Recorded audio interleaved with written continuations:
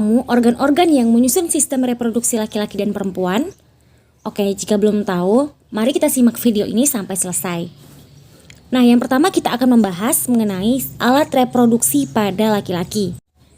Oke, jadi alat reproduksi atau alat kelamin pada laki-laki ini dapat dibedakan menjadi dua alat reproduksi, yaitu alat reproduksi luar dan alat reproduksi dalam. Oke, kita bahas dulu alat reproduksi luar. Nah, alat reproduksi luar ini merupakan alat reproduksi yang terletak pada bagian luar tubuh dan dapat diamati secara langsung. Kira-kira apa saja ya alat reproduksi luar? Nah, yang pertama itu ada penis. Nah, jadi penis ini dia berfungsi sebagai saluran kencing atau urin dan sebagai saluran sperma, di mana penis ini dia terbentuk dari otot dan tidak memiliki tulang.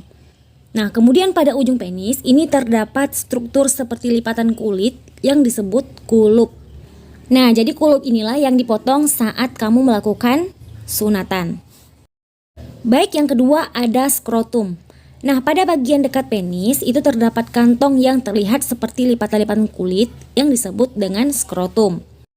Nah, jadi pada skrotum ini terdapat dua buah atau sepasang testis atau buah zakar yang berbentuk bulat telur. Di mana skrotum ini juga berfungsi untuk menjaga suhu testis agar sesuai untuk produksi sperma. Nah, itulah tadi bagian luar.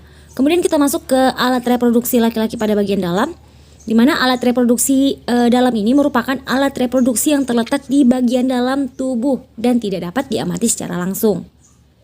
Nah, alat reproduksi dalam antara lain itu ada testis, kemudian ada saluran sperma, kemudian ada uretra, dan kelenjar reproduksi. Oke, kita masuk yang pertama yaitu testis. Nah, testis ini merupakan organ reproduksi yang berbentuk bulat telur yang berjumlah dua buah atau satu pasang dan terdapat di dalam skrotum itu tadi.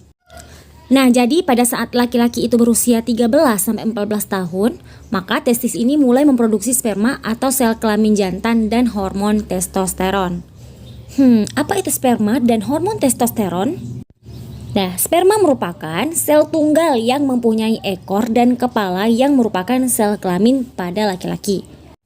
Kemudian, kalau hormon testosteron ini adalah senyawa yang dapat merangsang perubahan fisik pada laki-laki, seperti membesarnya jakun dan tumbuhnya rambut pada tempat-tempat tertentu, misalnya kumis pada laki-laki. Nah, pada masa inilah kamu berada dalam masa pubertas. Oke, selanjutnya ada saluran sperma. Nah, saluran sperma ini tersusun atas epididymis, vas deferens, dan uretra. Oke, yang pertama epididymis. Jadi sperma yang dihasilkan di dalam testis ini akan keluar melalui epididymis, di mana pada saluran ini sperma disimpan sementara waktu sampai berkembang sempurna dan dapat bergerak menuju ke saluran berikutnya, yaitu vas deferens. Nah, jadi vas deferens ini merupakan saluran yang menghubungkan epididymis dan uretra serta berfungsi sebagai saluran sperma menuju uretra. Nah, kemudian yang terakhir ada uretra yang merupakan saluran akhir dari saluran reproduksi laki-laki yang terdapat di dalam penis. Nah, masih ingatkah kamu bahwa air kencing kamu itu keluar dari penis?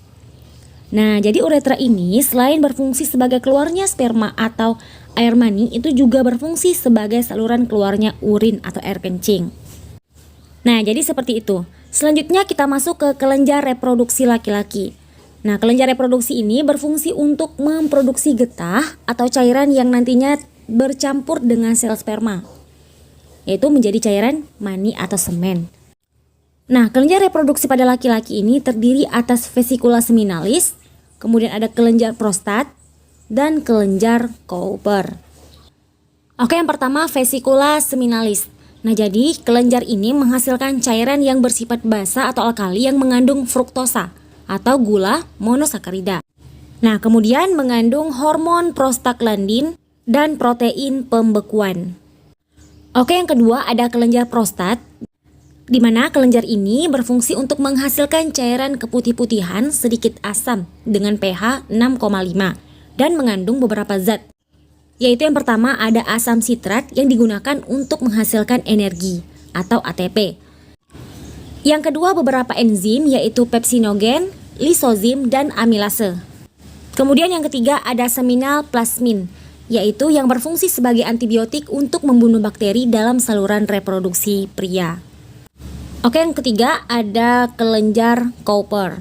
Nah, kelenjar Cowper ini dia menghasilkan lendir dan cairan yang bersifat basa, di mana cairan ini berfungsi untuk melindungi sperma dengan cara menetralkan urin yang memiliki pH asam yang tersisa dalam uretra, sehingga melapisi uretra.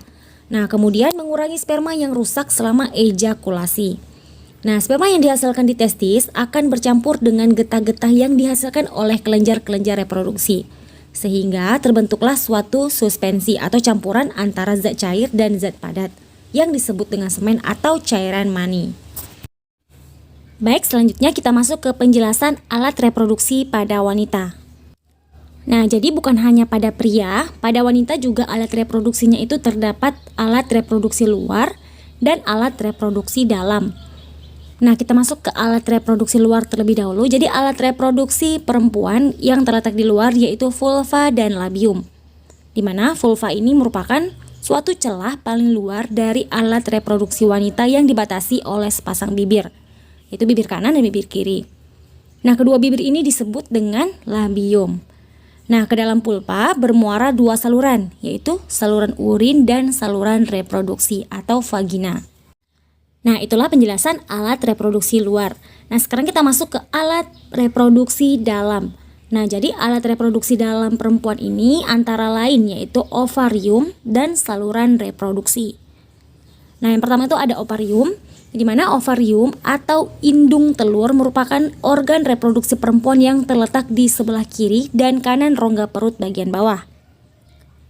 Di mana di dalam ovarium ini terdapat kumpulan sel yang disebut dengan folikel. Di mana di dalam folikel inilah sel telur atau ovum berkembang. Nah, selain itu, folikel ini juga menghasilkan hormon perempuan yaitu estrogen dan progesteron. Nah, jadi setiap bulan sel telur yang telah matang akan dilepaskan dari ovarium. Nah, proses pelepasan sel telur dari indung telur ini disebut dengan ovulasi. Yang selanjutnya, sel telur ini akan ditangkap oleh fibre dan kemudian akan bergerak ke saluran telur atau tuba falopi.